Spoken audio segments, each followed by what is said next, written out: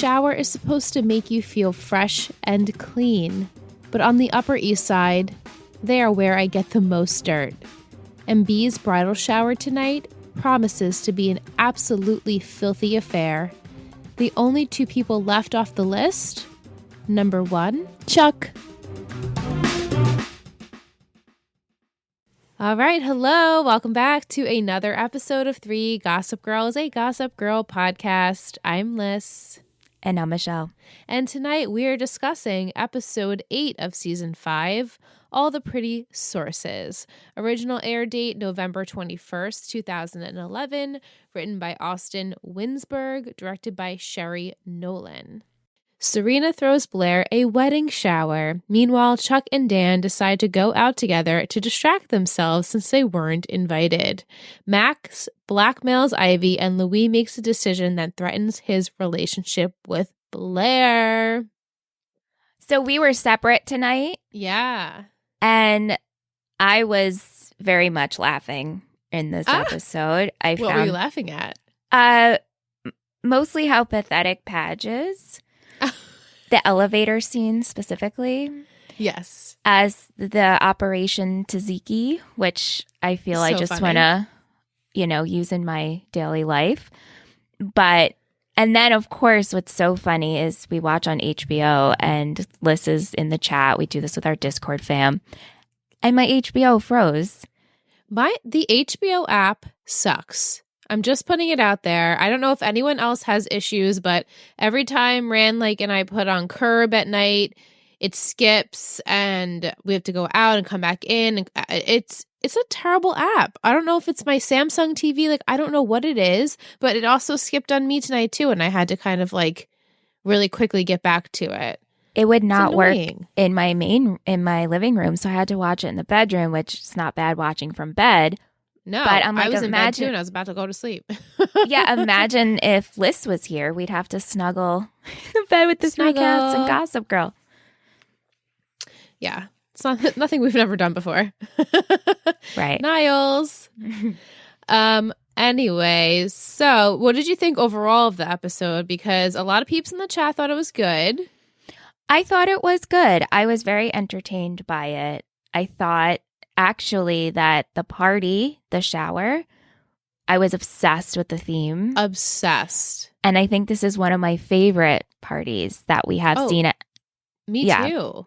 I really liked it. And I liked it overall. I like the different plays that we got between Puck, and I feel like they have better chemistry than Pate, which I can get into, and Chivy. Chivy. And she's Max spinning that coming wheel. in. I'm just, it is good. But still, not to jump ahead, but Diana and this whole spectator thing, I still don't understand what's going on. Well, hopefully in my summary, I can explain it a little bit more, but I am no expert, that's for sure. Yeah. I can just tell you what I grasped and what Wiki told me and what have you. But right. Before we jump into the summary, I am sipping on a glass full of gossip tonight. I wonder if you've had these. They're from Whole Foods. Well, I found this in Whole Foods. The title is It's Elegant, It's Witty, It's You. And that's a quote from the episode when Blair walks into her shower. I picked this because it's a sparkling water.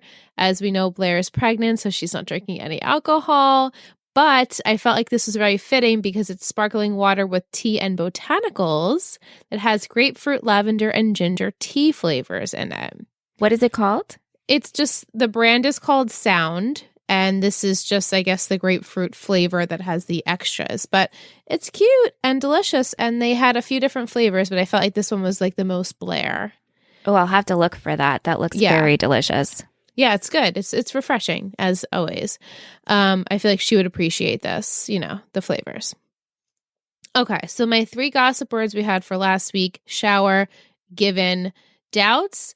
You said Blair doubting. She really did, but Louis was doubting a lot too. Really, really bad and pretty toxic, if I do say so myself. This relationship is not going places. No, it's not. And then we had sources for the most obvious reason. I could not think of any word but sources for last week. I was like, what am I going to pick? And I just kept coming with sources. I'm like, I don't care that it's in the title because this is literally what the episode is about. So yeah, no, that was perfect. Which I feel like I'm jumping ahead, but these sources, why didn't we get to read them? Oh, I don't know, man. We could have really started stuff here, like whoever sent this blast and find out who that sent that blast. Like this could have been some good stuff. Yeah, I know. I have so much to say for After Dark. Oh, I feel like majority of my thoughts are truly for After Dark because of what Zahara told us Zahara, last week. We're coming, girl. Yes. So I have many that I was honed into a particular aspect. Yes. And it's the same point that everyone else is going to talk about in After Dark, but I'm sure it's very obvious there. So, yes. All right, let's start with Padge just to get him out of the way, the pathetic Padge. So, there's a Gossip Girl blast that goes out talking about how Dan is still this lonely boy after his book launch and how it was unsuccessful. And he's talking to Lily and Rufus about it. And they're like, oh, well, at least they're still talking about you. Don't worry, Dan. And he's like so butthurt that he's not invited to Blair's shower. I'm like, first of all, I don't know where this is New York. And in New York, we have traditions. And not saying that it's a good tradition, but usually at the shower, it's just females, right?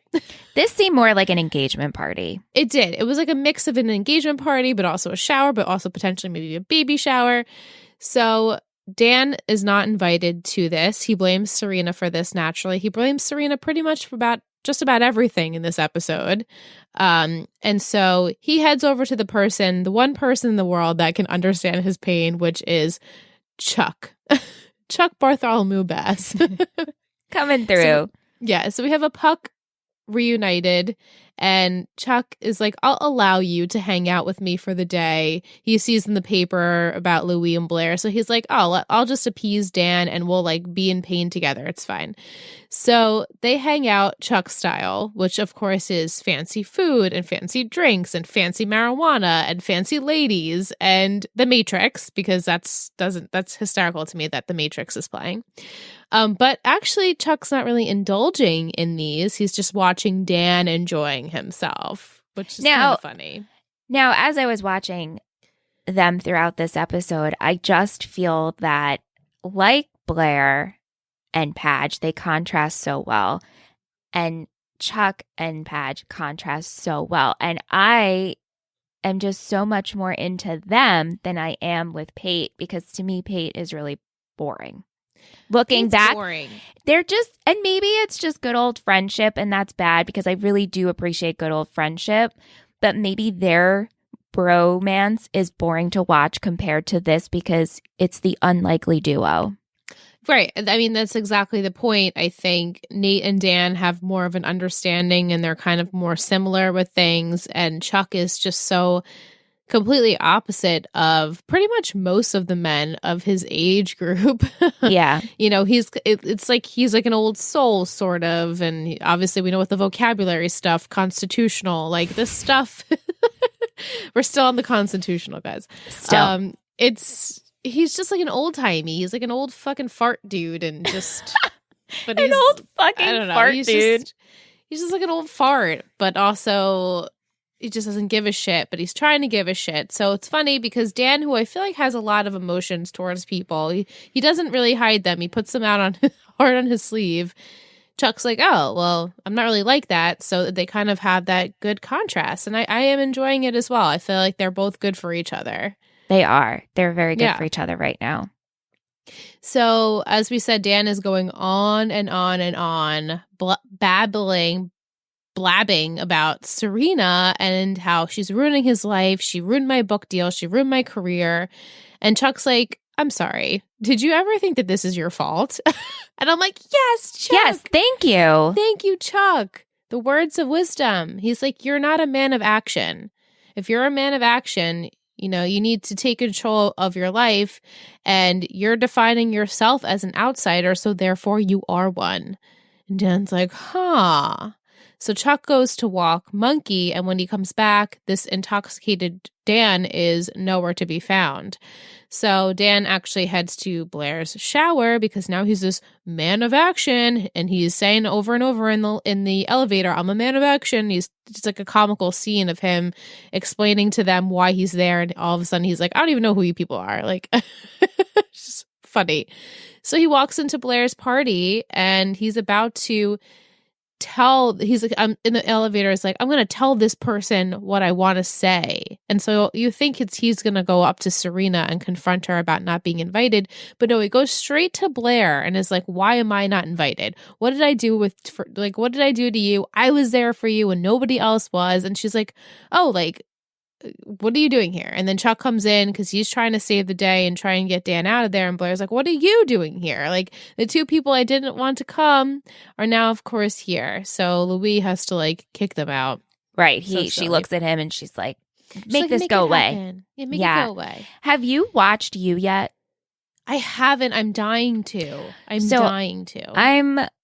Before we watched tonight, I was watching You, and I swear, like, you come off You and you go to Gossip Girl, like, Padge and Joe are interchangeable in my mind. And I feel like someone should write a fanfic. Why?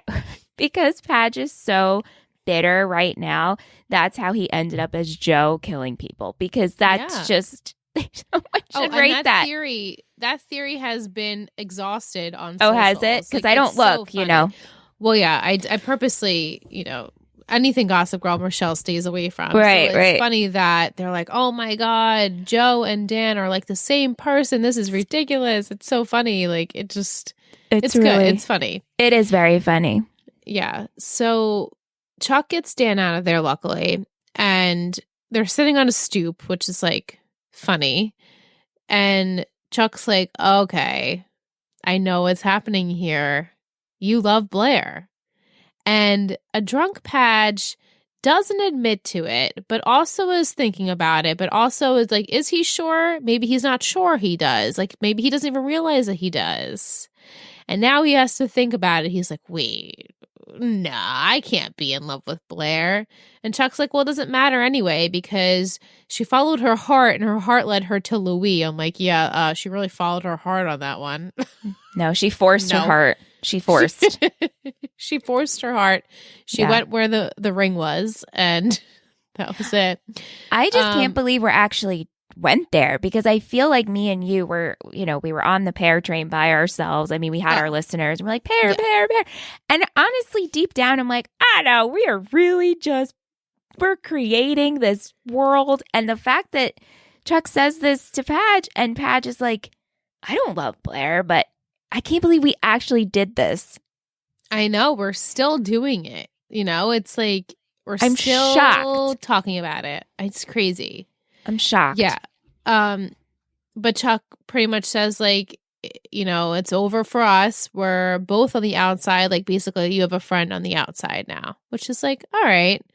Sucks for both of them, but they both are in love with Blair. They have that commonality there. Right. Okay, so on to Blair with a little bit of Serena, because they kind of tie into each other. So Serena is trying to be the best maid of honor she possibly can. She's planning Blair's bridal shower. Blair's in her bedroom when Louis arrives. He's bearing gifts and an apology for how he acted with, like paying a therapist to change Chuck into this monster. Ridiculousness that happened last week. Mm-hmm. But then in another breath is like, Blair, you can't trust your friends. They're not good people. They don't have your best interests at heart. I'm like, where do you think this is coming from? Like, I'm curious, where do you think this is coming from? Because obviously he's just so insecure in his relationship. Well, that's that he just wants to sabotage her. He's spiraling. And I think first we watched him take so much. Like, he dealt with Chuck, he dealt with Padge, he dealt with all these things and learning about Blair and his family talking smack about her. And I think he popped. He's popping, and we're seeing it. And he's like, I can't handle it anymore. And I think he's gone to a zone that he's not proud of, but he arrived. Yeah, it's hard for him to get out of it. And so he even mentions to her, like, I'm putting distance in my relationships with my family, and you need to do the same with your friends. I am sacrificing this for our relationship. And like, what are you doing? And Blair's like, and then all of a sudden a blast comes in from Gossip Girl about Blair not knowing who the father of her baby was. And Blair's like, look, I don't know what to tell you. And she's like, it was probably your family that sent that. And he's like, no, it was probably your friends that sent that. So it's like, didn't he say like, oh, you refused to convert to Catholicism? Yes. And she's like, what does it have to do with my friends? Right. It has nothing to do with her friends. It was her personal choice, but okay. Yeah. So she leaves to go shopping with her minions to find an outfit for the shower. And yet she knows no details of the shower, so she doesn't even know where to start with this outfit. And so the minions are messing with her, telling her it's a small gathering with Greek food. And she's like utterly disgusted by all of this. And she can't believe that Serena would plan this type of shower. So she goes home and she tells Louis, like, maybe she doesn't have my best interest at heart. I'm like, whoa, Blair, this is a little far-fetched for me. Like, let's just give it a second, you know? Wait till you get to the shower. Right. And at that point, Louis is snooping on Serena's computer. And he admits, oh, okay, you know, I'm sorry. She admits that she thinks her relationships are more distant than she originally thought. It's so dramatic. Blair leaves the room. And at that point, Louise sends out Gossip Girl sources to the Spectator. Now, I mean, the chances of this being actually followed through is very little, because how would he have? I mean, I know it was Serena's computer and Nate had sent her this email, but he was going to pull the trigger. Serena wasn't. So it's like, how did we get there? I wondered the same thing, and that was one of my questions for you. It's not explained. So okay, it's just, okay, I clicked the button and it went sent to the Spectator. It uploaded it magically. Like, didn't have to pass through any people.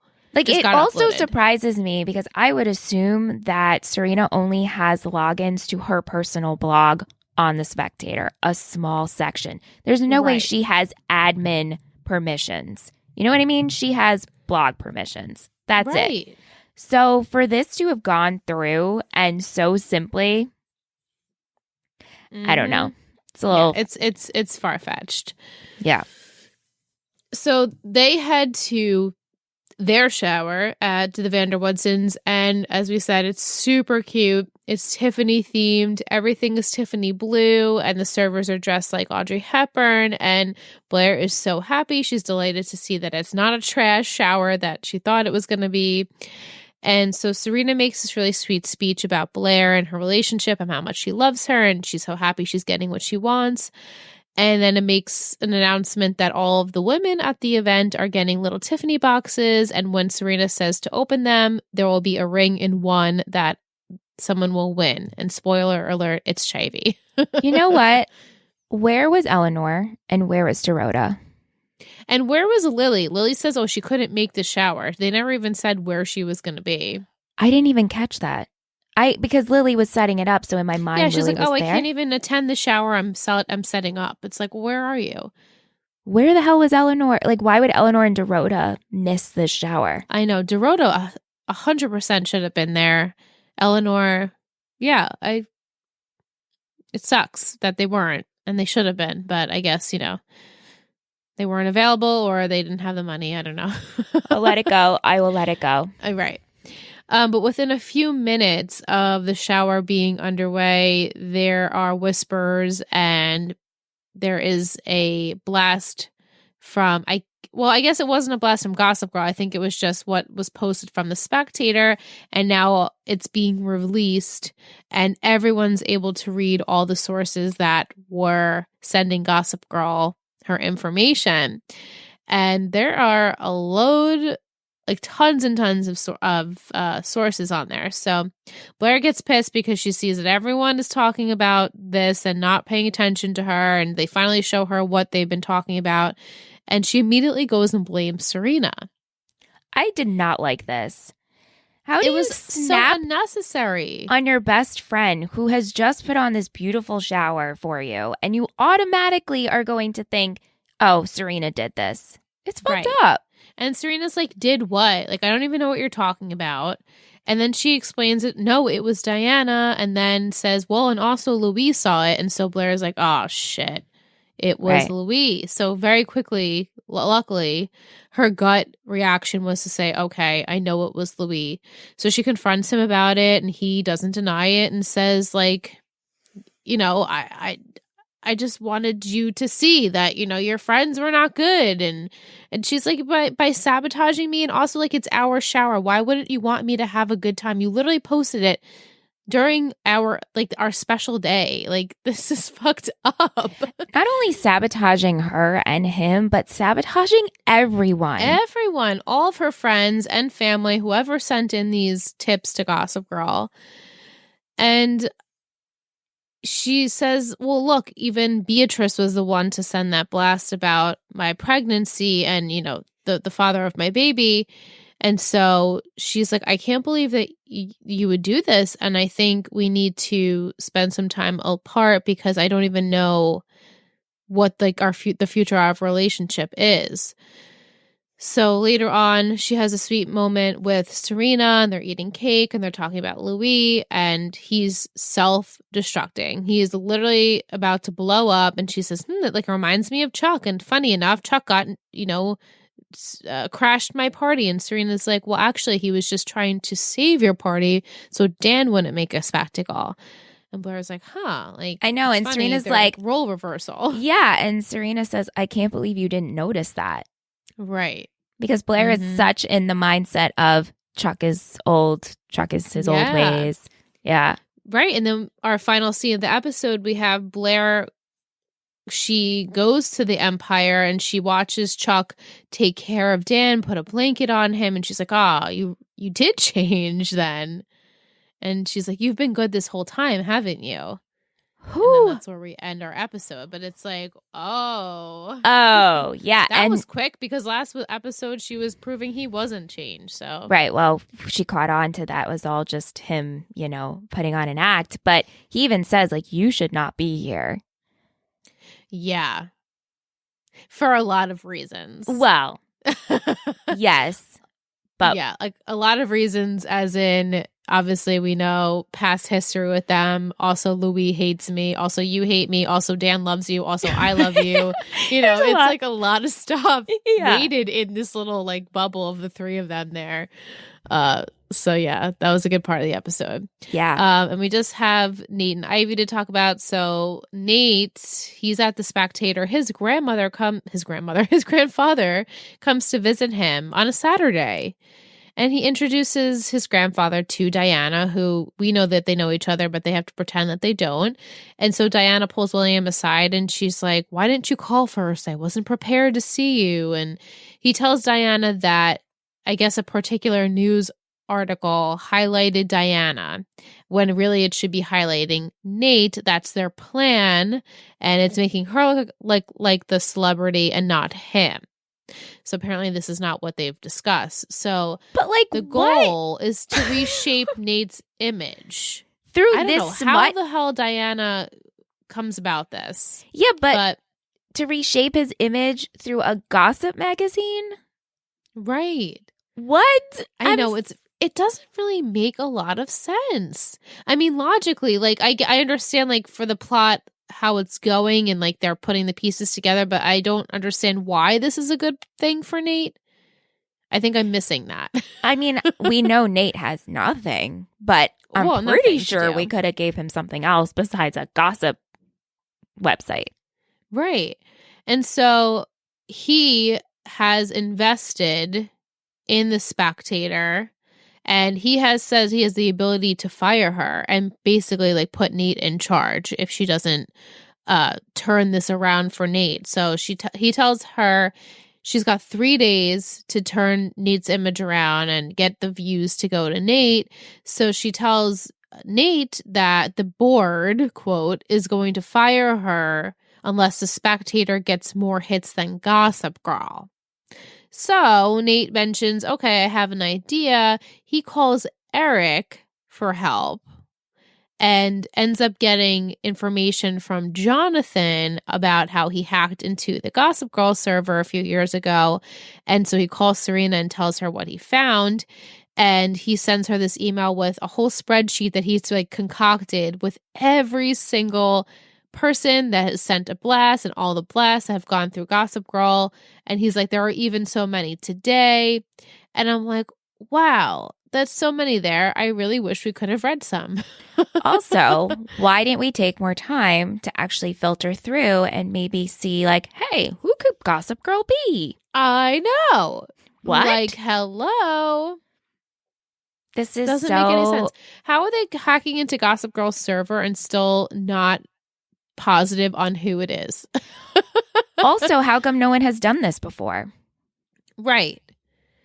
So seems very easy. I mean, I know it was too easy. They said almost too easy. They said they've done this before, but how come no one has done it since to like take her down? Right. So Serena's like, you can't show anyone this because if you do, I'll be exposed and all of our friends will be exposed because all of the ones that we've individually sent to Gossip Girl will be on there. So of course, we know Diana finds out about this and she wants to use it, but Nate says, no, please don't. It will destroy my friends. And then she's like, well, let's just see what Nate Archibald has typed away to Gossip Girl. And they find nothing. Not one thing this goody two-shoes Nate has ever sent to Gossip Girl. She's like, wow, you are a good dude. I'm shocked. You are a good dude. You're a good dude, Nate. I mean, do we expect to... does Nate get involved, like wrapped up in this? Not really. No. So I guess it makes sense. But also it could be like he took his name out to make him seem like he's a good dude for Diana. Right? But I feel like if it was more believable, he could have at least like left one or two that were like not that bad. Like super lame. Stupid things, but yeah. They weren't there. No. So she says to Nate, okay, I promise I won't upload these. I'll find another way.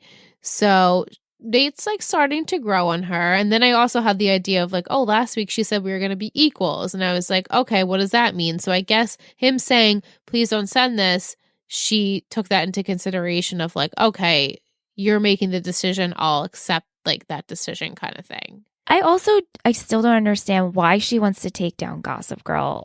Like, what is her plan? Yeah, I mean, we couldn't, if the plan is for William to reshape Nate's image, why does it have to be a magazine or like a column? Can't that be anything? So if you want to take down Gossip Girl because that's the most competing source to what Nate's working for, like why couldn't we have gotten Nate's a job somewhere else? Probably for a more reputable source, no? An outlet that's more respected? Right. And she came in here with the plan. Like she's like, no, I have a plan. It doesn't seem like he cares too much about taking down Gossip Girl. It's more she has this internal like battle plan that she has to do. And I'm like, why? Right. And she's been working on this for a while now. Yeah. And so I guess because he does care about her and he does care about his job, he's like, okay, I'll do whatever it takes to help you achieve this. But yeah, I don't know if he wasn't working for her, he wouldn't have done this. Was it last week when they were on the phone and she's like, Nate's in check and play, Serena's in play. Mm-hmm. What? Even though Serena's not in play. Was this so she could have her own blog and they thought that was going to go somewhere? Like, I'm really just... Right. Yeah. I know. Okay. Unless Nate sent it to Serena hoping that she would post that on her blog. Yeah, but last week, Diana didn't know this was going to happen. No. So again, this is just like working out for Diana's favor, even though it didn't really work out. Right. It's just all so convenient yet again. It's ridiculous. Yeah. So she calls William to talk. She explains to him, Nate, honestly, he's a good kid. You have a good grandson and he's going to hate me because he's going to think that I released these sources, even though we all know it was Louis. And she's like, he's not going to believe me, so I'm not even going to try and defend it. And so then Nate storms into this meeting and he's surprised to see his grandfather there. And he's like, what's happening? Are you guys working together? And William's like, not yet, even though, yeah, they are. But Diana says that, she makes up a lie about how she was doing everything she possibly could from the uppers in the company, and she really needs William to,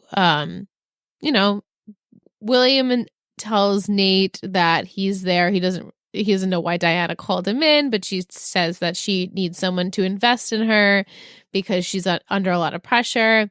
And so William's like, okay, yeah, I will, but you're fired. And Nate's going to be the new editor-in-chief.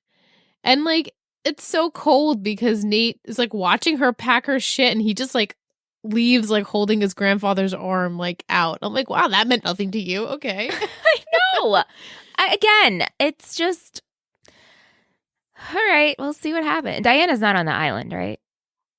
She's not.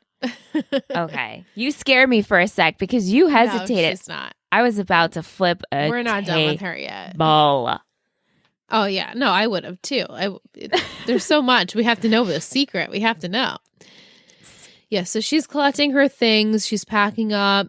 And she calls William on the phone. And you can see her down in the car. And she's like, I really feel bad for, like, breaking up with Nate. This is how it was ending. And he's like, oh, he'll get over it. She's like, well, I really just did it to kind of keep my secret intact. And, because nobody can find that out. And he's like, you're right. And she's like, well, if they do, like, they'll find out your secret too. It's like, what? Wait, what? How are these two connected? And then we have, Bart. Bart. Barty Bart. So. Bart, yeah. What the heckles? Yeah, so that's Nate. To wrap it up, we have Ivy, Chivy. She's freaking out. She's spiraling. We know she can't take this secret for too much longer. Do you think... I wrote down, actually, do you think she's got stomach issues? She's got to have a little IBS. She has to. Colitis has to be coming. I don't know how you keep on this identity. Or like your hair falling out or something. I mean, maybe she's got a stomach of steel, but I feel like she's got stomach issues. I just had to say it. I had to say it. Because I would. Sure she's got something. She's got anxiety something written. Yeah. Yeah. But Carol finally calls her back after many attempts, and Chivy is like, I can't do it anymore. I'm going to leave town. And she's like, you can't. My family will become suspicious, and then Cece will cut my funds, and like, we can't have that. And she reminds her, like, look, Ivy, if my secret comes out, yours comes out too, and I'm going to take you down with me. So my money better keep flowing. So during the bridal shower planning, Lily meets Max, who comes looking for Ivy. He's like, I have this picture of Charlie, but also maybe she goes by the name Ivy. So then Ivy is forced to tell Lily and Max that she was going as Ivy Dickens to appease her mother so that nobody would find out that she was a Rhodes. I mean, this is a perfect plan. It is. I mean, that was really smooth. Very smooth. It was genius. And they're both so understanding, and Max so much that he's like, let's get back together. And Ivy's like, nah, I'm not ready. I'm going to take some time alone, but like, let me give you some money. You go to Portland, and like in a few months, I'll come and find you. He's like, yeah, here, I'll get you 50 grand. Open your restaurant. Is that good? That's a good amount, right? He's like, what the hell? This is awesome. Right. Of course I'll take 50 grand. So she's like, yeah, tomorrow we'll meet and I'll give you the cash. Or so he thinks. So he heads out into the living room to see Lily putting away a picture of her whole family. And she's like, here, have you ever met Ivy, Chivy, Charlie's mom? Carol, here she is. And he's like, oh, that's her mom? Okay. So you can see already he knows this is not her mother. We don't know how he knows, but he runs home to his apartment, hotel room, whatever it is. He's putting the pieces together, finds a playbill from Alice in Wonderland, and in it, we see the name of Charlotte Rhodes, Ivy Dickens, and Carol Rhodes. So now he's like, whoa, okay. I know Ivy is Ivy. And Charlotte is Charlotte. Right. And Ivy was stage manager. And Carol was like costumes or was something like that on the set. Very interesting. I'm very interested in this. I don't know what happens with this. I'm very interested. Yeah. Because they all know each other. And Charlotte. Yeah. So Chivy ends up having a conversation with Lily, and she apologizes that, my mom had made me do this. And Lily's like, oh, it's so Carol. Don't worry. We love you. We're your family still. We'll always be there for you. And I'm like, poor Lily. She has no idea. And like Ivy's like, I know, like she loves her. I know she loves Lily. She has to love her new family. She calls them her family. Yeah. So I like Ivy. I like this. I don't mind her. I don't think she's a bad chick. I think she's just trying to keep her head above water at this point. Above water, yeah. And, listen, if Carol took her down, does Chivy have that much to lose? No, she would just have them like pretty much excommunicate her, and Carol would be excommunicated. That's pretty much it. Yeah, so later on, after Ivy wins the ring, Max comes to the Vanderwoodsons to see Ivy so she can explain herself. And so she tells him, look, I'm still going to get you the money like we promised. And he's like, I don't really care about this. Like, I want the money, and like I'm pissed, and like pretty much like what we had is now kind of gone. And she's like, I'm going to get you the money, and you need to leave my family alone. So he agrees, and he's requesting a down payment. So she's like, here's my ring. It will help you for a little bit. And so he leaves, and then he meets Serena at her place, and he apologizes to her, and okay, can I get a second chance? And so of course Serena gives him the second chance because it is Serena after all. But like, why not? Yep. And after that leaves Ivy a voicemail that he will be in town a little bit longer. Instead of $50,000, he wants $500,000 to keep her secret. What a mofo. Yeah. And so he also says that they say something about last spring. So we knew that they were dating for a little bit. And in next week's episode, we get confirmation that they were actually dating for 2 years. Holy shit. Yeah. So she lied. She didn't lie. I mean, so she was playing Charlie while still being in a relationship with him. Like we expected. We kind of assumed that. So. Wow. So yeah. Wow. I guess, $500,000 is tax money owed for damages of the heart. Right. And yeah, I think he's like, next week he's heartbroken. This girl really, she's a master manipulator, even though it's like in a nice way. It's like a really strange character trait is she's trying to keep her head above water. She's trying not to use people, but she ultimately is at the end of the day. So obviously it's not good for anyone. Right. But as like a character, one that we've added, even though I feel like we're getting there really slowly and I could like it to be sped up a little bit, I do enjoy Chivy. I do too. At the end of the day. So yeah. You guys let us know if you like Chivy. Yes. Some of you don't like our Chivy name, which it's like, haha, oh well. Get out of You're here anyway, right? Right, exactly. Yeah. But we're going to take a quick break. When we come back, we're going to have Adrienne on. Can't wait to chat with her. It's been a hot minute, so stay tuned, guys.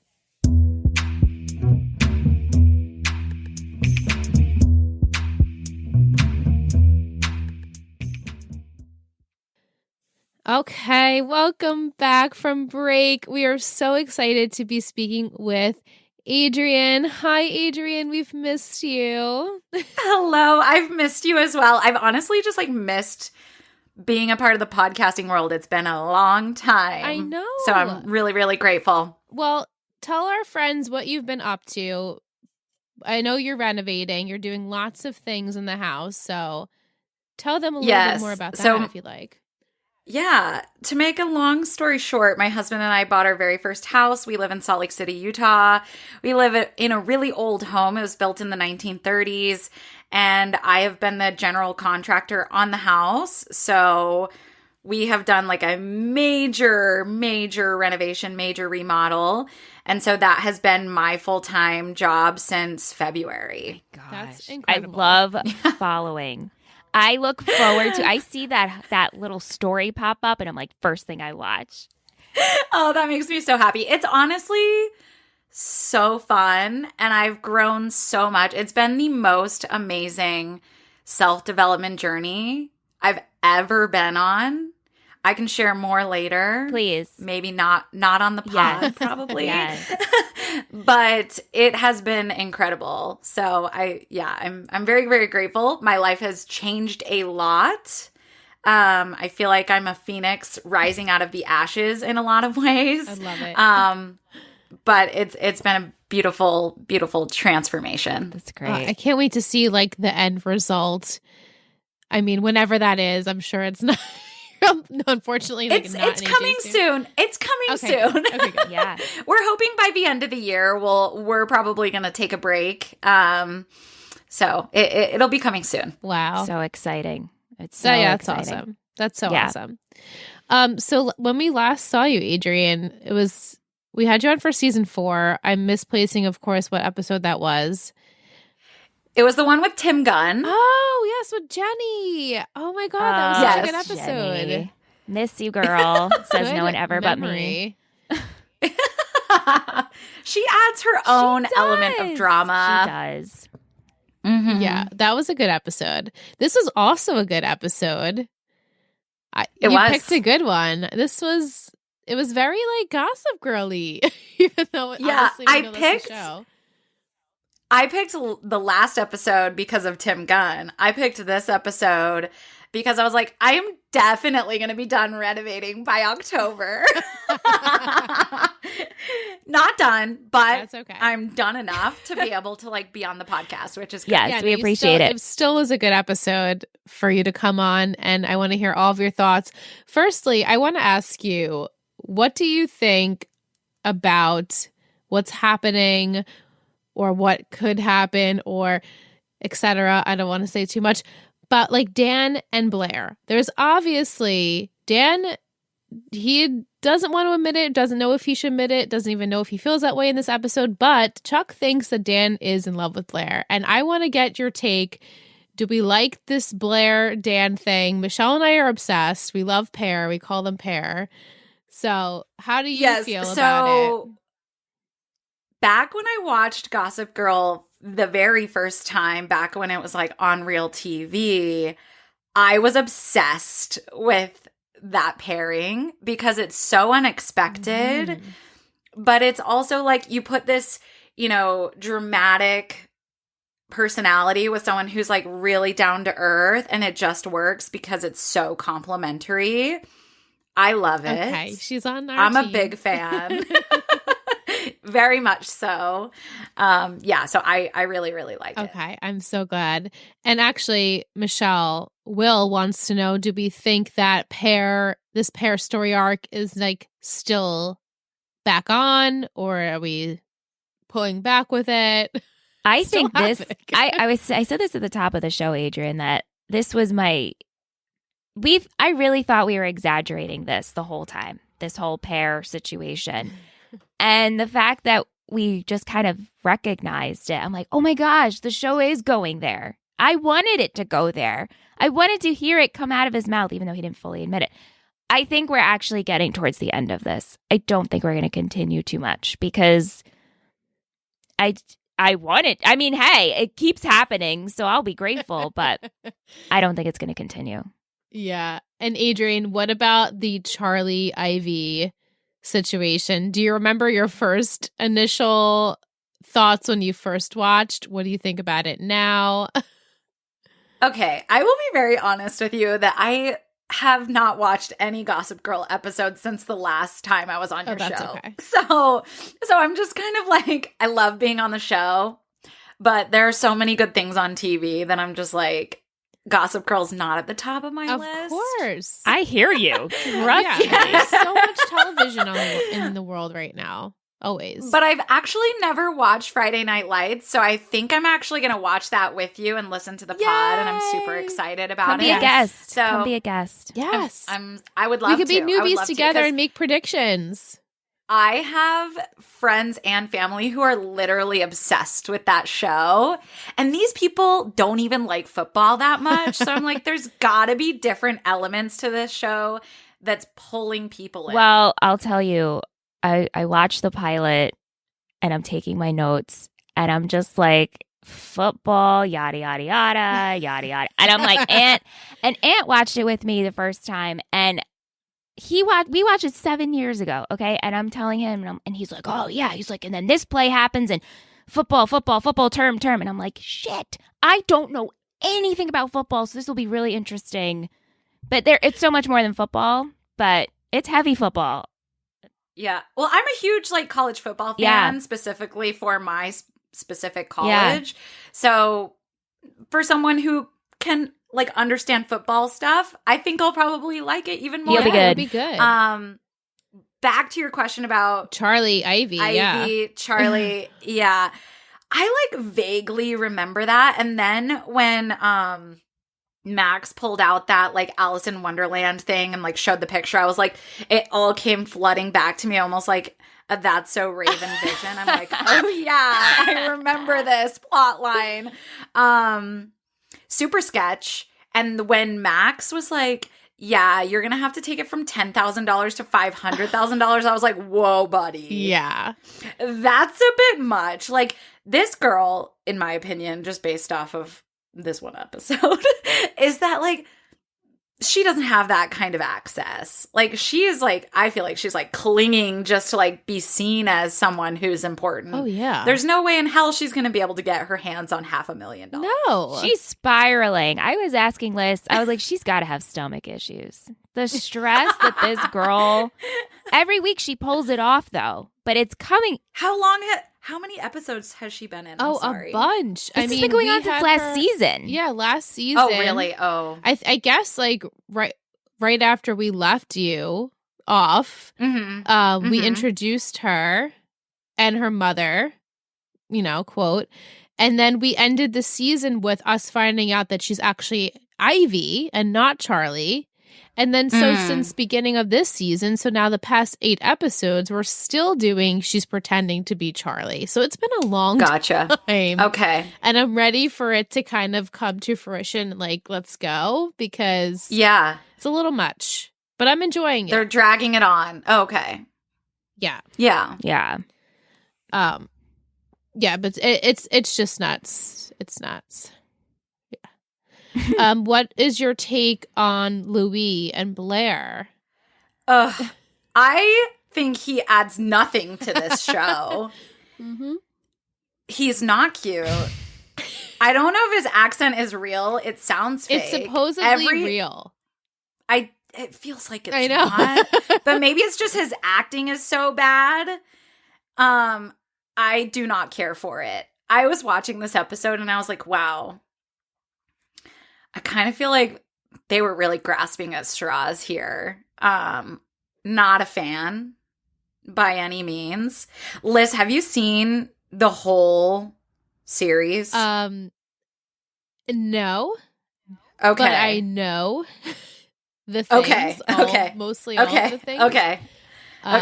Yeah. So I'm excited when you said that the playbill thing triggered memories. I'm excited for that because I don't know that stuff. I mean, I know some things in the future and when we finally do meet the real Charlotte, which Michelle knows is coming.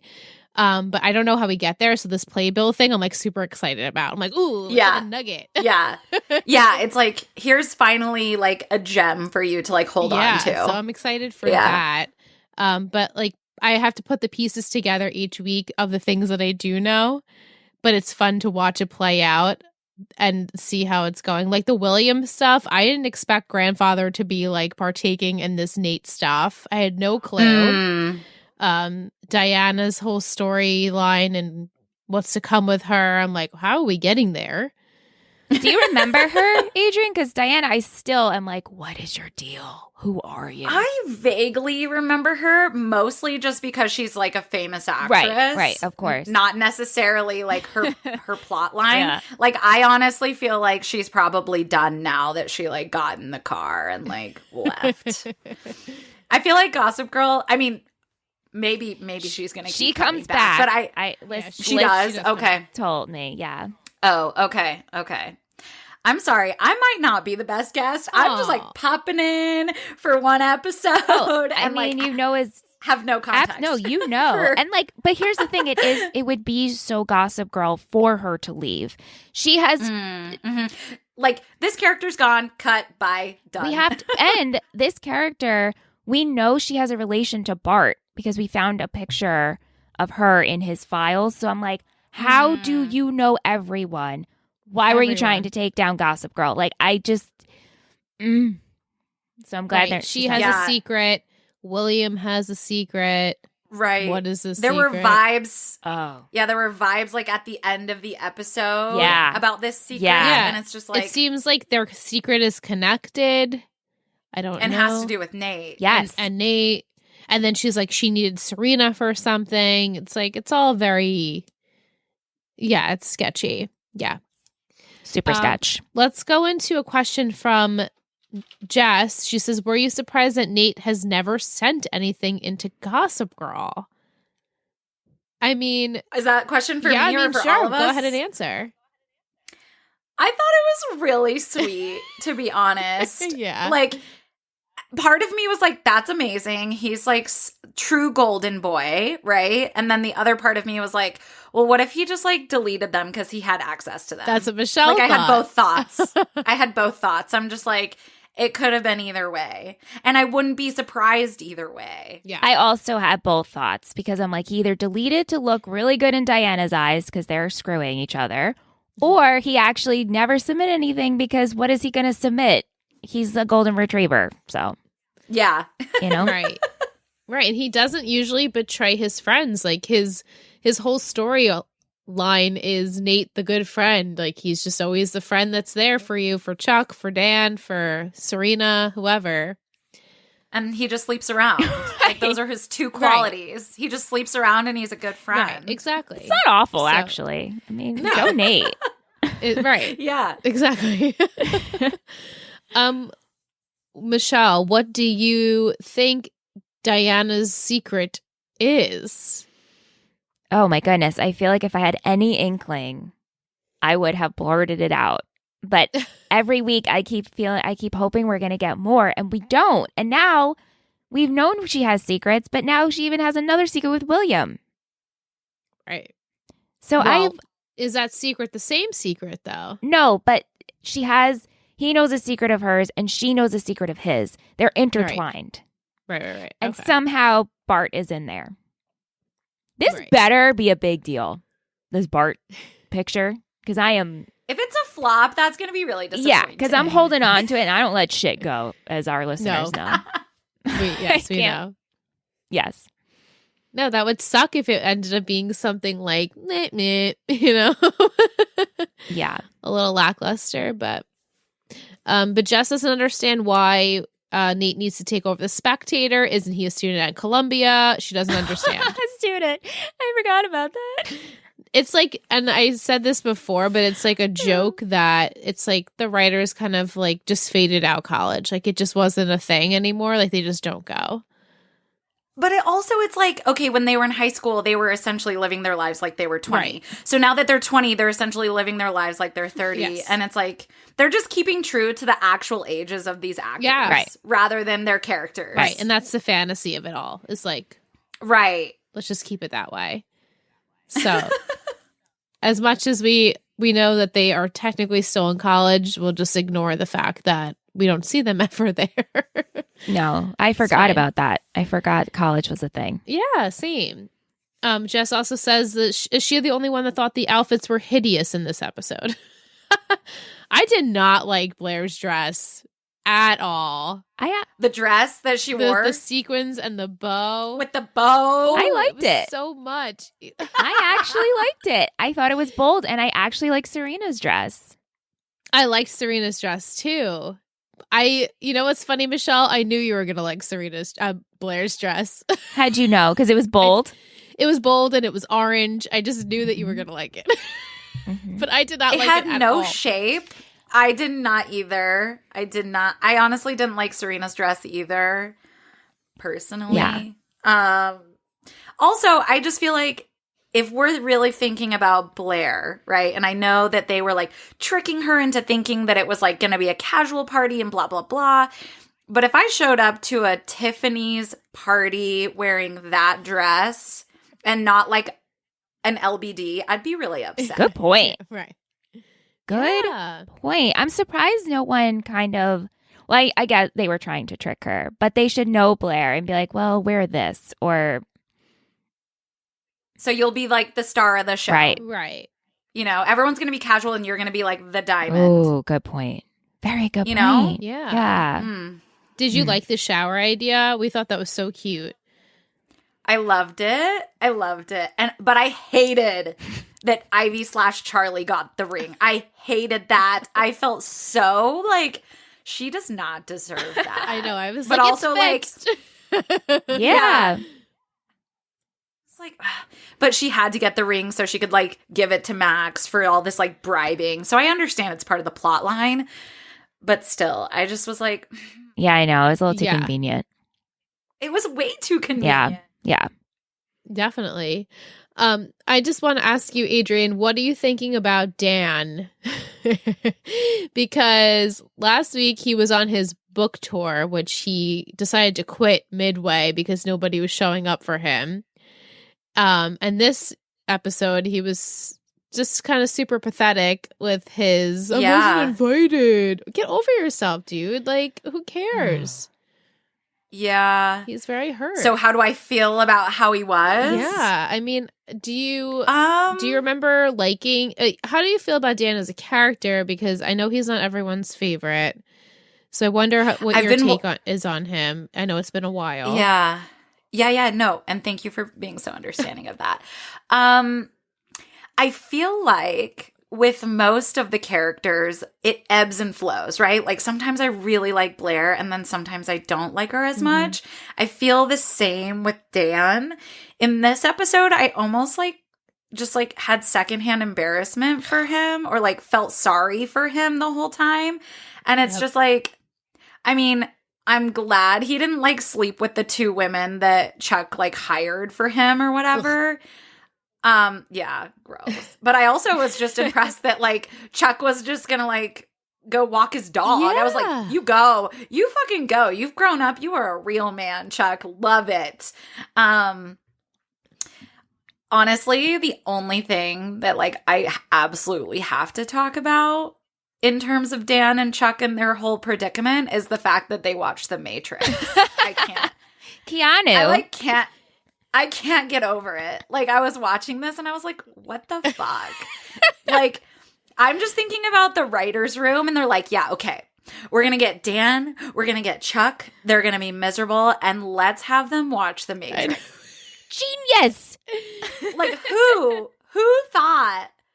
I mean, I could see it happening, maybe not with those two specific characters. Yeah, like but Nate and Dan together. Yes. So it's funny that Chuck, they would choose that movie for Chuck to watch with like his like little like bruschetta with the salmon on top. Like it doesn't fit the Matrix. Right. You know what I mean? Like no, it was just like so bizarre. It was. Yeah, it was comical because it's ridiculous. It is ridiculous. Yeah. So you're liking Chuck's growth. It only took us 5 seasons. Yeah. I will say, like, the three guys of the show, right? Like, Nate is very vanilla. He's just very bland. Yep. Like, he's a pretty boy. He's a pretty good guy, but, like, he doesn't have a whole lot going for That's him. All we have. Yeah. And then I feel like Dan, we see some growth, because he's like, poor me, blah, blah, blah. And he's almost always like that. Yes. But then he grows into some confidence, which I can appreciate. And I like feel for him that he's like going through this emotional turmoil because he has these like genuine feelings for Blair. Because with Serena, she was almost just like someone he like lusted after because she's like this princess, whatever. So it's like, I feel like that was the surface level relationship. And with Dan and Blair, it's more like digging deeper into like true feelings. Mm-hmm. Yeah. Well said. And that's why we like Pear. So good.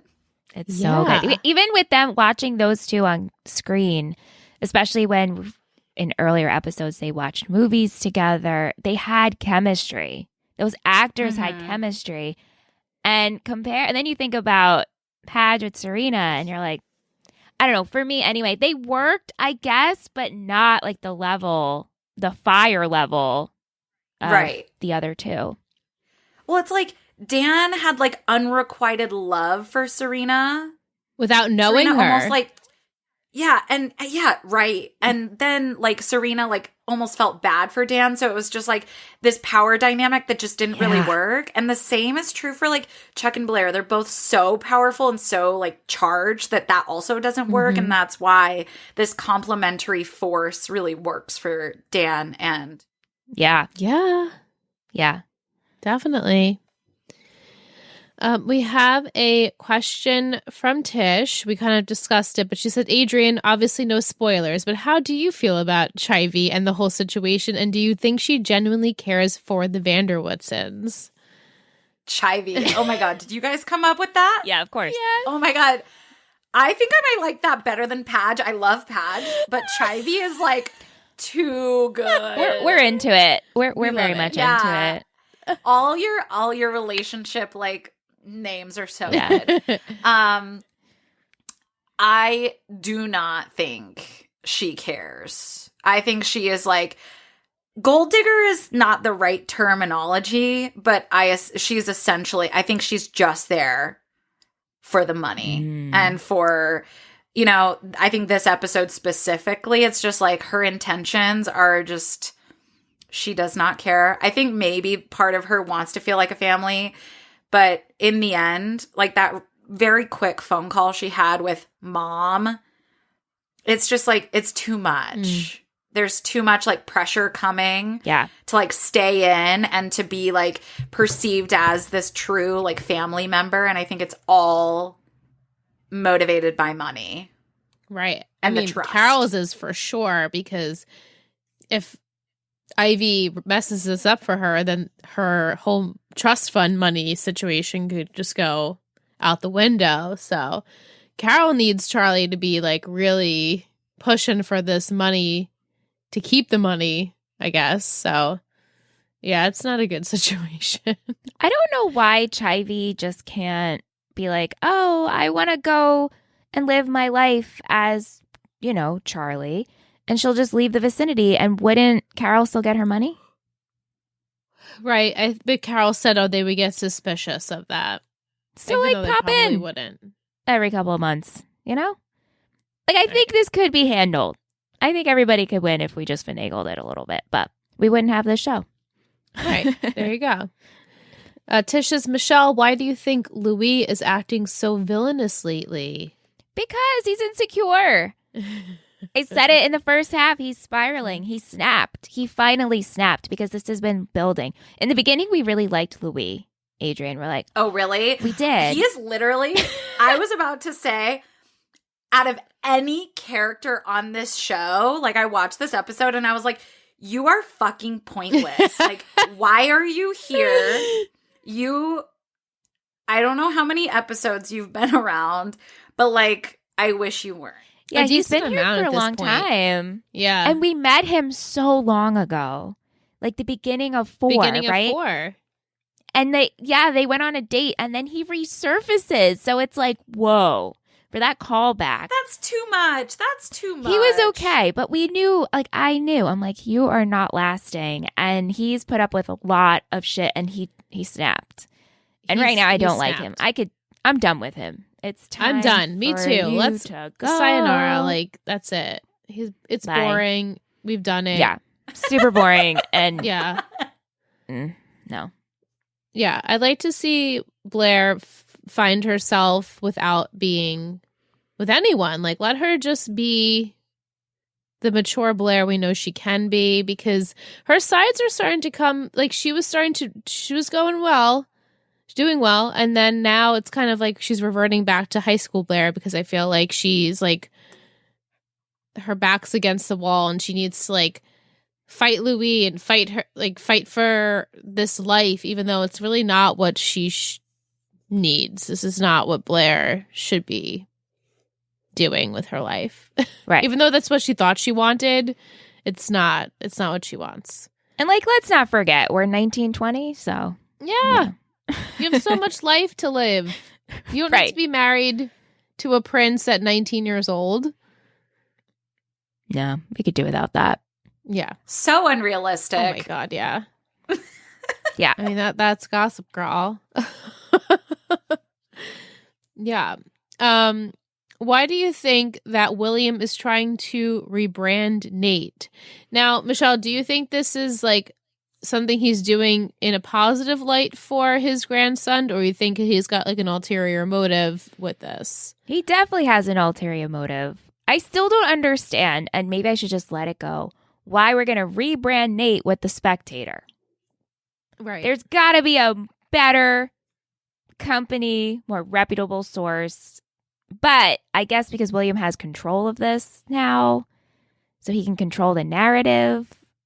I'm like, out of all of the storylines, I'm most lost on this one.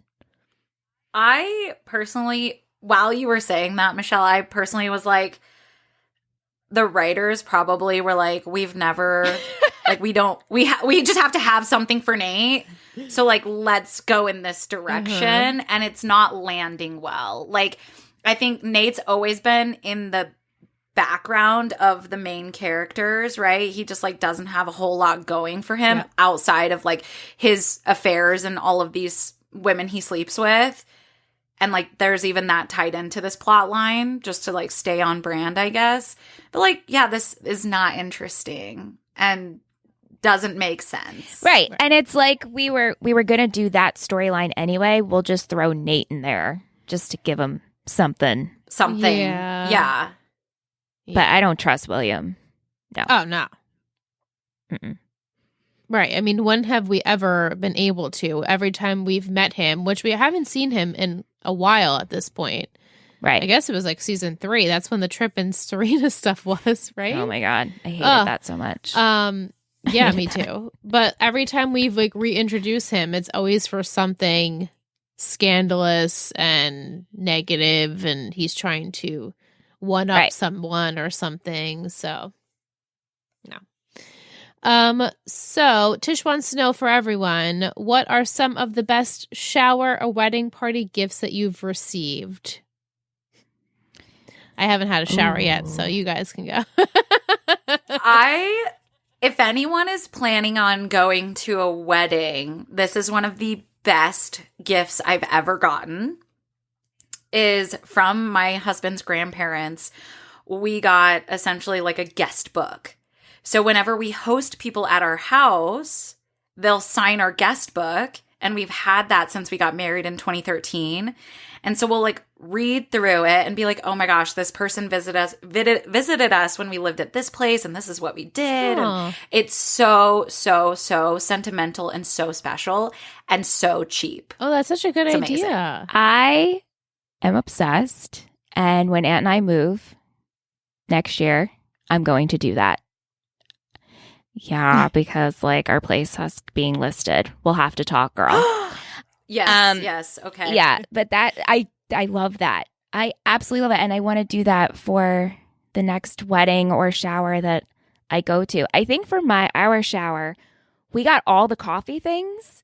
So many coffee things. Yeah, I mean, when Aunt and I had our shower, I received coffee grinder, espresso machine, French press, pour over, because we had everything. We were already living with each other. So I guess that was it. I don't know. Ooh. Yeah. Well, Michelle, when Randy and I moved in together, got us that really cute shower notebook. I did. So Aunt and I, which I've now given to people who move in together. So I guess, but and I have a waterproof notepad. And so we play Hangman in the shower. And we also play Hangman in the shower. Yeah, we play word games. And I also feel like in the shower I get my best ideas, so I jot down notes. It's like my office. It's like as soon as I go in there, it's like, oh. So that's a good gift. I usually give that as a housewarming present. Yeah. I actually have a podcast episode on She's So Cool about creativity and self-care. And I did some digging into, and this was all prompted by this idea of all my best ideas came while I was in the shower or on my bike. And so I dug into like the research behind why that's the case. So if anyone is interested in learning more about that, you can go check that out. Oh, we're going to link it in the description. Yes. Okay. Yes, we will. That's fascinating. I'm going to go listen to that when I go to bed. Tonight, I'm going to plug in. I think it's a pretty short one, too. Oh, perfect. Oh, I'm excited. Oh, anyway. Vic says, hi, Adrian. Was wondering who your favorite character was and who your least favorite character is. Well, from this episode, Louis is my least favorite, but overall. Yeah. Oh, God. Vanessa is my least favorite. Do either of you like her? We're neutral to her. We're okay with her. Okay. Yeah, I wish that they didn't she did some shit and then that was it.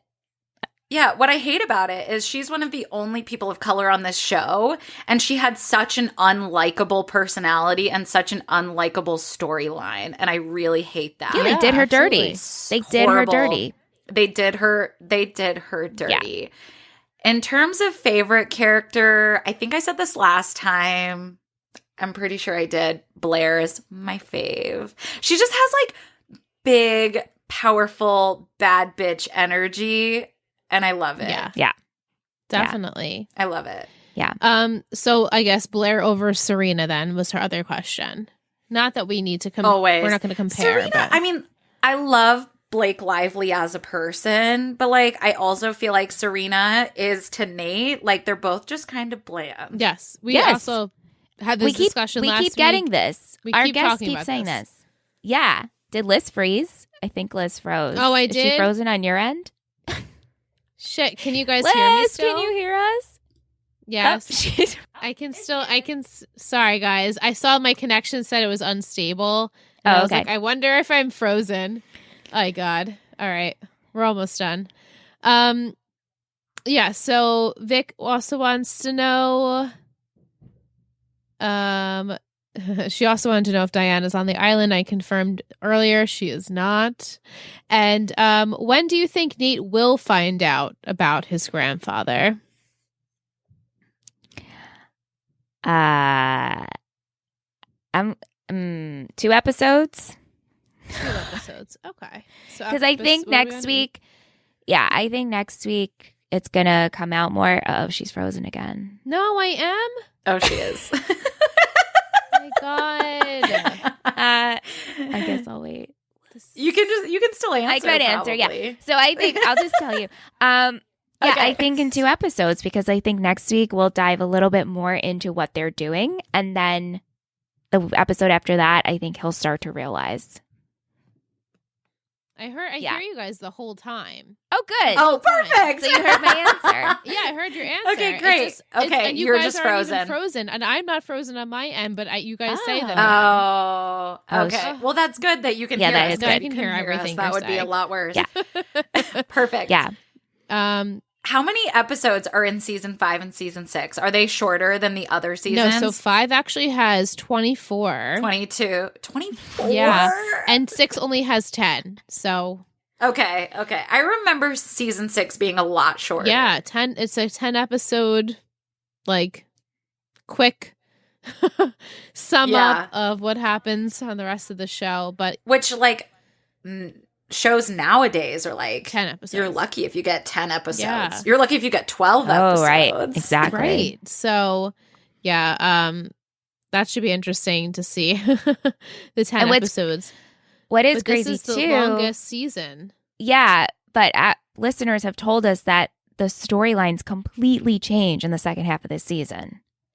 Right. Like, completely is what we've been told. So, I'm just like, where are we going? We got to wrap this shit up and then we're changing completely. Yeah. So we have a lot of things to wrap up before we go and dive deep into some other stuff. So lots to come. Yeah, lots to come. Adrienne, do you have any final thoughts on the episode? Were there anything that you wanted to discuss that we haven't discussed? One thing Blair said that I am not happy about, and I don't know if you already talked about it. When she was like, what is this? The Help? I know. I was like, I have a friend who has a podcast. It's called But Make It Scary. So she turns romantic comedies into horror films. And so she brings a guest on and they both like write a horror film plot. So fun. I did that with her and did the proposal. And one of the things that she adds in as like a segment of her show is, you know, things that didn't age well, that like were maybe appropriate in quotes back then from a political correctness standpoint versus what's politically correct now. And like that statement would not fly in 2021. Like so inappropriate. Yeah, no. So inappropriate. Yeah, it's super cringy. I did catch on to that. And I was like, ooh. And there's a couple of things that happen, of course, in this series because of, you know, the age of it. And you're just like, oh. Yeah. The age of it and just like the genre of it too, I think. It's so uncomfortable. Other than that, I mean, I thought it was kind of fun and exciting for Gossip Girl's secrets to be revealed. I was actually anticipating like more of a blow up. So maybe next episode there will be more like repercussions and consequences to that. Yeah, I know. I'm hoping for that too. And we were saying just in general, why didn't, I mean, I guess maybe next week they could do it, but go through that list and they could probably figure out who Gossip Girl is. Right. Which I would totally do. Right? I mean, you would go through that line by line highlighter and be like... I literally would. I would be like, okay, so the only person who hasn't submitted is this person. Interesting. Right. Yep. Yeah. But then you would be like, well, maybe it's Nate. Right. Because Nate has never submitted Right, anything. exactly. It's suspicious. It's very suspicious. Well, Adrienne, we always love chatting with you. Please come back again someday. Much. I want to. And come for Friday Night Lights, too. Yes, please do.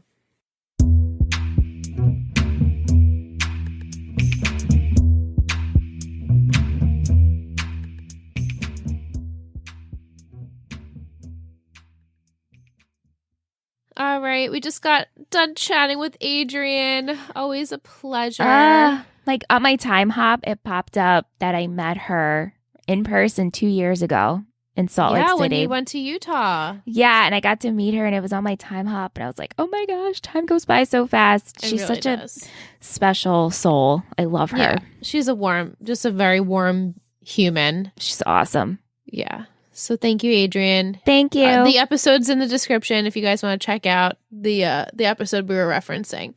Yes. Okay, so some trivia watched by 1.35 million viewers. The episode title is based off of the movie All the Pretty Horses.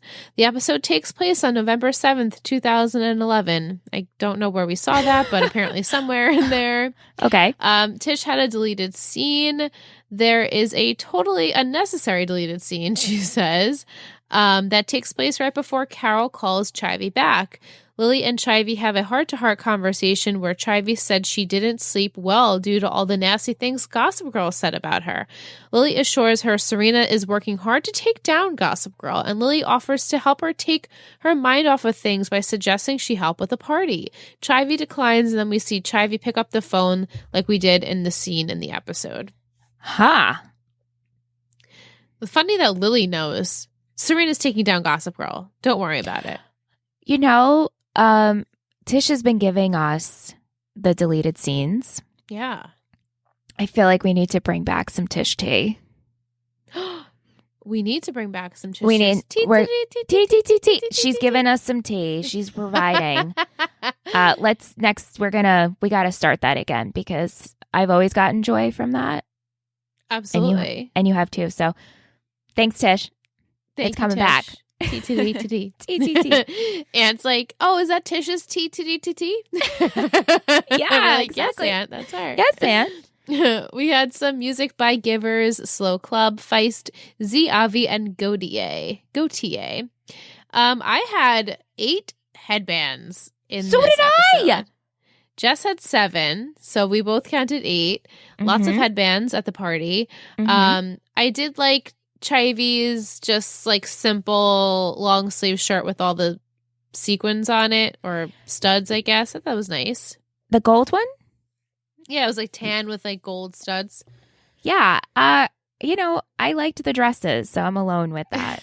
I thought they were bold. I thought Serena's, the cut of it was really cool and different.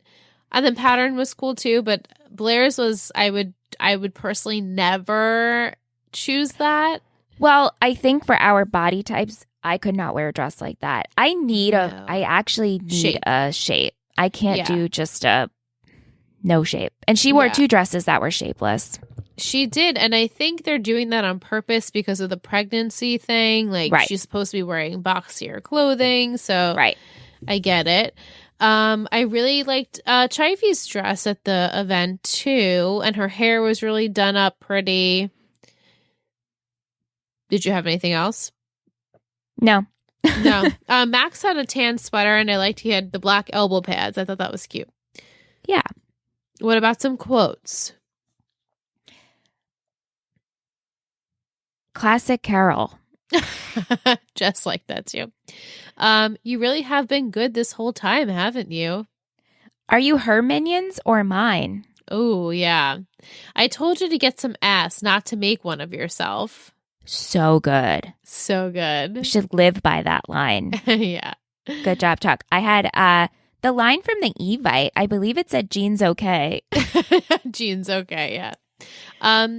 So I don't show up overly fabulous, if there's such a thing. I think she's doing Greek food, like gyros. Me, you, Keanu. I seriously, though, I'm obsessed with the text of Operation Tzatziki. Oh, so funny. We need to just use that list. Me and you, we love Greek food. If we're ever scheming, we just got to be like, Operation Tzatziki. Tzatziki. It's so good. Yeah. I had Carol, if the money stops, I'll have nothing to lose. Oh my gosh. The whole Padge elevator scene, and he's like, as you can tell, I'm crashing this party. And he's just like, who the hell are these people? It made me laugh. Yeah, I had who the hell are you people anyway? Because he just was like chatting away, not even realizing. Yeah. And the last quote I had, he's trained to go after fake Prada. Yeah. Are you ready for an MVP and shittiest? I am, actually. Okay, let's do it. Okay. You ready? Ready? Yeah. 3, 2, 2, 1. Chuck. Yeah. Chuck. You got to give it where it deserves, you know? Yeah. We had the most votes for Chuck this episode. We did have a vote for Diana as well, because she actually made a little bit of a turnaround this episode. She was caring for Nate, finally showing some sympathy there. But mostly everyone picked Chuck, which is well deserved, I think. Yeah. I think this is my 3rd week in a row picking Chuck. Is it my 2nd? Or did I get blue ribbons? No, you gave Dorota last week, but the week before you picked Chuck. Oh, boy. Oh, my goodness. Yeah, what's happening? Yikes. Yeah. You ready for a shittiest? I am, yeah. Okay. All right. 3, 2, 1. Louis. Yeah. Boy, bye. Everyone picked Louis because it just was really pathetic and sad to watch this guy just be super manipulative and kind of failing at it because she figured it out. Do you know what this feels like? This feels like watching Vanessa. Yeah. and how it's just pathetic and you're spiraling. And we know you're actually probably a good person, but you got wrapped up in this world and you're letting it affect you and you actually are really bad at it. Yes, he's bad at it just like how Vanessa's bad at it. And they both get found out within like 2 seconds of them doing something scheming because they're not good at being bad. No, they're not. Which is like a compliment, but also then just don't get yourself wrapped up in it. They just they're getting themselves wrapped up and it's not good. Right. Yeah. All right, let's go into a Betty of the week.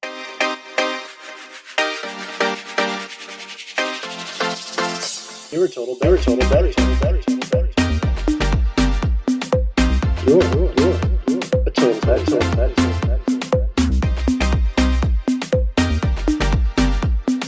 You're a total Betty.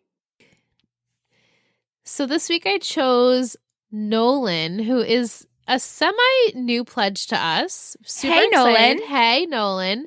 I did some IG stalking, and he refers to himself as a husky dad, so I'm going to call him a husky dad because, I mean, why wouldn't I? It's an adorable title to have, a husky dad. So he's excited for Talking Texas Forever, our new Friday Night Lights podcast, and so are we, and we can't wait to talk with you, Nolan. I can't wait to make predictions and have you laugh at all of the silly things that I say and chat with Michelle, and just I hope you enjoy, and we're really thankful that you're here, and I'm pretty sure it was your girlfriend or wife, sorry, don't want to make any assumptions, that made you become a pledge. She bought this subscription for your anniversary. I've been dying to say that. Hello, I think you know by now, right? So, hey, Nolan, and thank you to Wifey for setting him up with our lovely Patreon family, and we're super excited to have the addition of Nolan, so thank you. Thank you, Nolan. I wanted to shout out 2 people who sent us cat pictures. Woohoo! So as you know, if it's your first time listening to this podcast, welcome. We love cats here, aka I love cats, and Liz, I make her love them by association. Yeah. And I have 3, and they're the podcats. And so please send me pictures of your cats because it brings me so much joy. So Allie Simmons sent a picture of Nix. Super cute. Named after Stevie Nicks. Love Adorable. And then Crystal also sent pictures of their cat. So it brings such joy. I love opening up those DMs on Instagram and just seeing cat pictures. I mean, what else is better in the world? But we super appreciate it. So thank you so much. Thank you, guys. It's time for you to hear the title for next week and my 3 gossip words. Next week is a fun episode. Lots happen in next I'm pumped. Episode. Okay, so episode 9 is titled Roads to Perdition. Okay. And it's going to be with a patron. The patron hasn't been selected yet, but in a few days, this patron will be joining us for episode 9. Our 3 gossip words this week will be 3 gossip words. Haters, cousin, honor. Do we get to meet the real Charlie? No. Oh, man. Not yet. Okay. Well, I still think cousin has to do with HIV. Okay. Honor. I don't know. I think something have to do with honor, like, oh, shit, no, because Serena is already the maid of honor. So I was going to be like, yeah. I wasn't even going there. I want you, yeah, clearly not. And then haters. Haters gonna hate. Haters are gonna hate. Oh, good one. Throwback, Lissy. Wow, this is really tough. Do we touch upon the Diana stuff, or is this like on hold? I think it's on hold. If my memory serves me correctly. Okay, so if it's roads, yeah, it's on hold. We're focused on like Chivy, something else big in the episode. So I think we're going to be focused on Carol, Chivy, and Max, Max has to get that money, and Max is going to take Serena out, and it's going to get awkward because Serena's the cousin. Yeah. And there's going to be haters around this. Now, Blair, we have to pick up where we left off with Chuck. So, and Padgy Boy, who's just so sad and pathetic right now. Ugh, he's disgusting me. Yeah.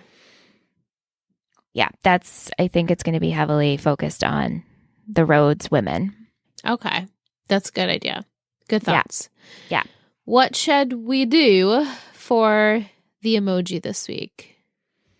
Well, I feel like we've already done it, but the ring would have been perfect, right? Yeah. Shit. There's no I'm thinking of sources, a laptop? Mac, there is a laptop. Yeah, send us the laptop emoji, like you just pulled up Gossip Girl sources, and then stick that little cute emoji in an Apple Podcast review. Yeah. You know the drill. We want you to leave us a review. It means so much to us. And while you're over there, rate us 5 stars. If you're not subscribed, please follow and subscribe. Yeah. And on Spotify, you can rate. You can't leave reviews, but you can tap and leave stars. Hell yeah, so you can. Tap over there. Leave us a review.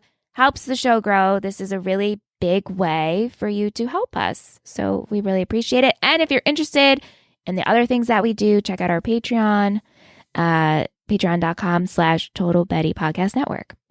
Yeah, and we're the same on Instagram. And we have just launched our trailer, sort of first thoughts of Friday Night Lights, Talking Texas Forever. That's also on there if you're interested. It's also on Spotify, Apple Podcasts if you want to subscribe. Check out the episode. Leave us a rating review over there as well. We would be much thankful for you all. Thank you. Words did not. Yes. Did not come. Yeah. What Liz said, we'd be much thankful. Yeah. Anyway, I have a little treat. Yeah, you do. I do. It is in honor of Diana and the Spectator, Gossip Girl characters as media outlets. Yes. Will. Always providing. Go. All right. I hope I don't butcher any of these. We have Blair, The Atlantic, prestigious and a bit higher class than your average outlet, smart but not as hoity-toity as the New Yorker wants to be. Chuck, The Wall Street Journal. I'm guessing Bart had him reading this since he was a little boy. That one's perfect. Dan, The New Yorker, blue ribbon to NPR. I mean, come on, this is too easy. Yeah, you can be smart by reading The New Yorker, but it's far more important to the liberal yuppies like Dan to look smart holding The New Yorker. So yes. True. Serena, Reuters, an international newspaper for the character who is in the international papers more than anyone else in the show. Nate, ESPN. Dun dun dun dun. Chivy, The Guardian. She has been guarding her real identity from everyone for as long as she's been on the show. Rufus, Vox. Very informative but very self-righteous. Tries too hard to be edgy and hip at times. Lily, The American Conservative. Lily is a classic case of leftist growing up, becoming a conservatist. At least she hasn't given up on everything about her old self. William Vanderbilt, Fox News, easy. Diana, BBC. Oi, it's a bloody good paper, innit? I'm always a tad shuffed when me mate turn on telly to be. Wow, I fucking Michelle's laughing at me so hard. I'm done. Diana's BBC. Oi, it's a bloody good paper, innit? I'm always a tad huffed when me mate turns on the telly to the BBC. That was better. Bravo. Bravo. You. I'm usually very good at a British accent. And we have Maureen, The Blaze, very hot and very conservative. And Mrs. Carr, HuffPost, The New Yorker for common people, aspiring to be hoity-toity, perfect for someone from Iowa moving to New York. Perfect. Wonderful, Bravo, Will. Thank you, Will. You always enlighten the podcast. You teach me something. I had to look up Reuters. So we cut it out, but I'm going to tell you anyway. I looked it up because Lissy did not know that one. But thank you, Will. Thank you to everyone who sent their questions. Thank you to Adrian. We love you so much. And we are hopping in the carts. We're going to After Dark. This is where we leave you if you have not watched the show. Okay. Tick, click, click, click, click, click. Ah! You know you love us. XOXO. Gossip Girls.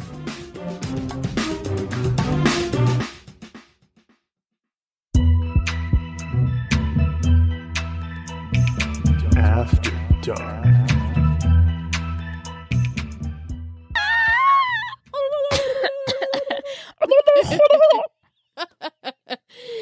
All right. Okay. We have made it in After Dark. I know you have a lot to say, and I'm sure it's the same as what Sahara and Tish and I have been thinking about what Sahara said last week about Nate and how this would make sense that he never sent tips in because he is Gossip Girl. Whoa. I mean, if they have other things, do they have anything else to say? Because I'll wait for them till it's... No, Tish said also Nate being as selfless and not wanting to do anything to hurt his friends would make him the least likely suspect. Right. I'm very excited to see Nate as Gossip Girl this season.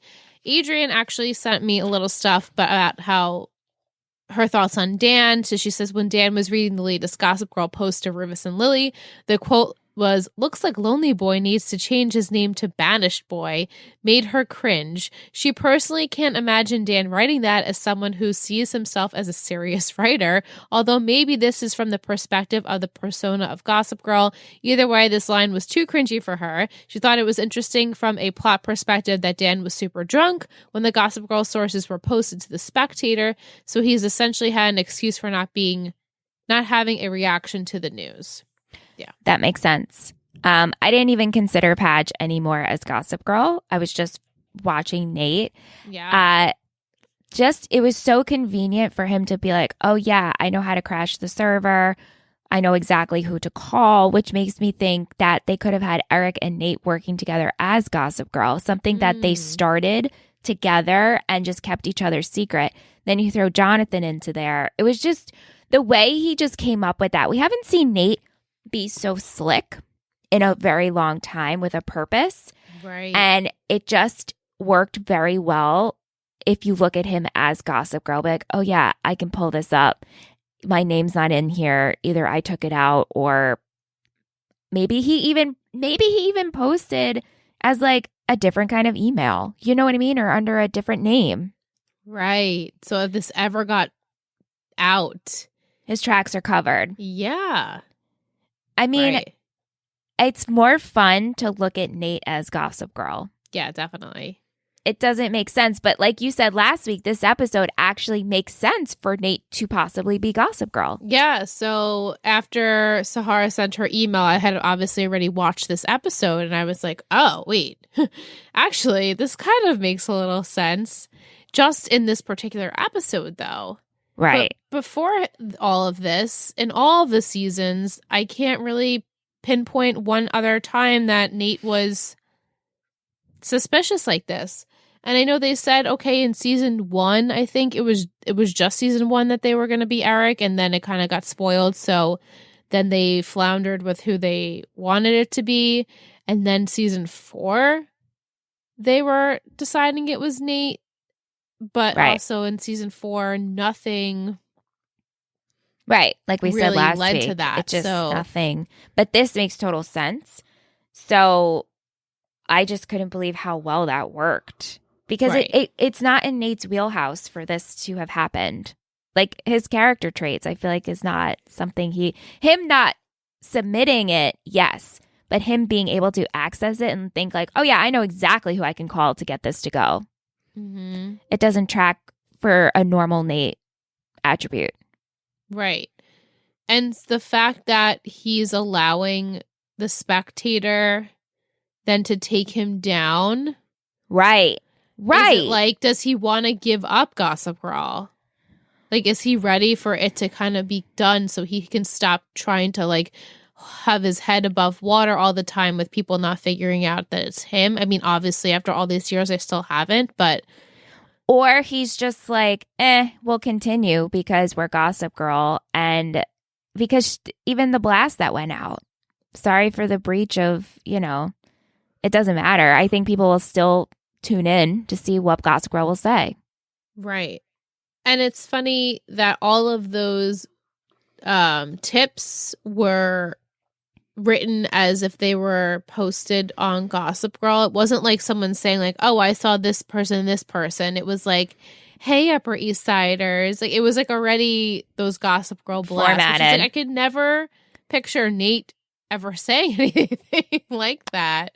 Right. Even in that tone of like being witty and like sneaky. So then it kind of makes me feel like, and I know this isn't the case, but if him and Eric did work on this together. Right. Yeah. Yeah. It's fun. This added like a really fun element to the show for me. Yeah, me too. Yeah. Good stuff. Yeah, and that's our show tonight. That's it. Yeah. Yeah, that's it. Next week, we'll be joined with a patron. Whoever you are, we're excited to chat with you. Yeah. And Roads to Perdition. It's a fun one. I enjoyed next week's episode very much. We get some guest appearances. I mean, like people that have been on the show already, but they're back in next week's episode. So I'm excited. Oh, fun. That's a fun little nugget to give me. Thank you. Yeah. But that is it. Like, subscribe, rate, review, do the things. Go check out Talking Texas Forever. Please. Check us out on socials. And we'll be back next week. Bye. Thank you so much for listening to 3 Gossip Girls Podcast. You can email us at 3gossipgirlspod@gmail.com. Or if you want to follow this show and all of our others, you can head over to Instagram at Total Betty Podcast Network. This has been a Total Betty podcast, produced and edited by Michelle Rubenstein and Alyssa Tenio, music by Anthony Vicora.